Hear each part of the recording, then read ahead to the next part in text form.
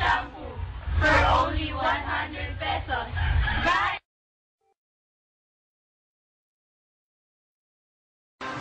Yes, and we're back here on the show. At ngayon mga kaibigan, kasama ko po ang dating teacher ng Santo Niño de la Valicia School.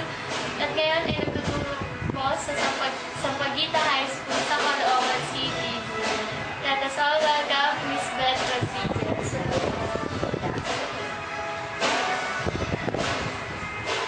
Yes, Miss Beth, where did you finish your studies? Actually, nagtapos ako ng bachelor's degree ko sa Philippine Christian University. Taken up AB Psychology. Then, I continue studying at Metro Manila College for some units in education. Then, I took up board exam. So, can you tell us something about your career? Actually, I first started teaching preschool for early childhood.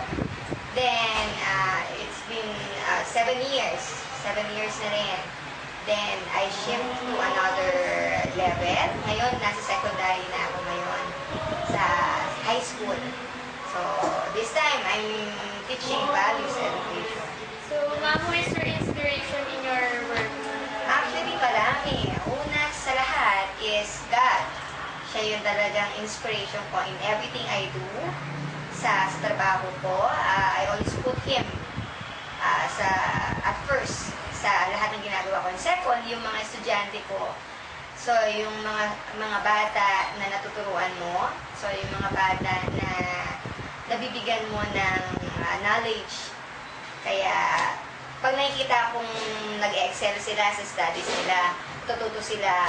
So, doon na mas napapalalim pa yung eagerness ko na magpatuloy sa pagtuturo.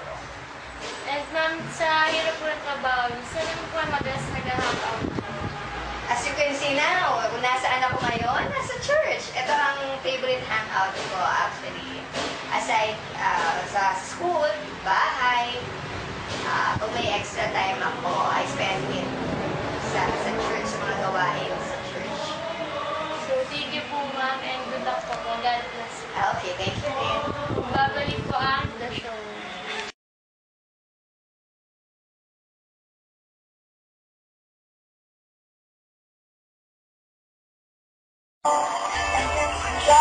You and me, sitting on a tree,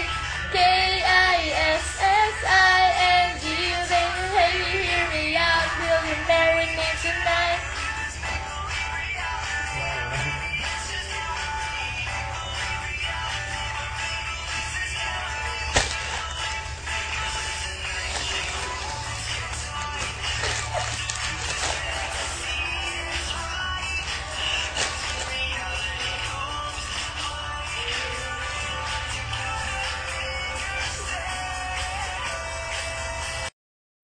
Yes, good morning and we're back here on the show. Again, mga kaibigan, kasama ko po exclusively si Ruth from the Valicia Genesis School. Hi, Ruth.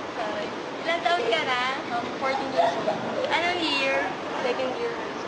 So, anong nagpudyok sa'yo para dito mag-aral? I think, dahil sa mga kaibigan. Okay. So, anong inspiration mo sa pag-aaral? Family ko tsaka So, what's your future plans?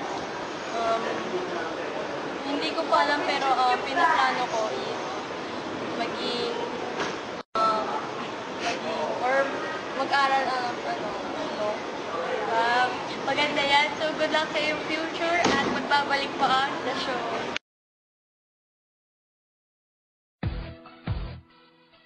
Mula man sa Luzon, Visayas o Mindanao, Gandang Pilipinas, gandang natural. Talagang rejoice ka, gandang natural.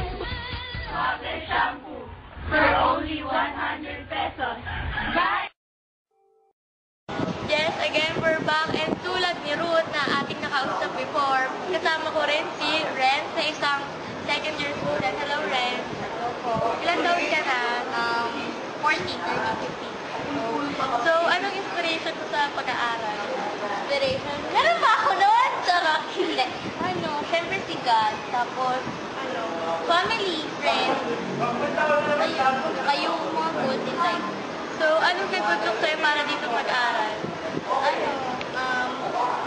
Actually, dito ako nag-start ng elementary ko and umalis ako ng high school and maganda kasi yung turo, saka gusto ko talaga dito, saka parang pili ko dito ako belong kasi parang na-express ko yung sarili ko dito ng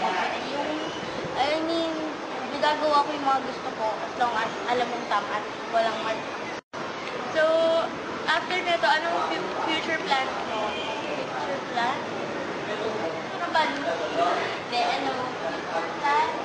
Siyempre makatapos ng pag-aaral, matapos ko yung medicine.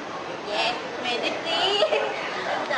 Oo, gusto ko matapos ko yung medicine. Tapos, makapagtrabaho. Gusto ko din pumunta ng Korea, yan.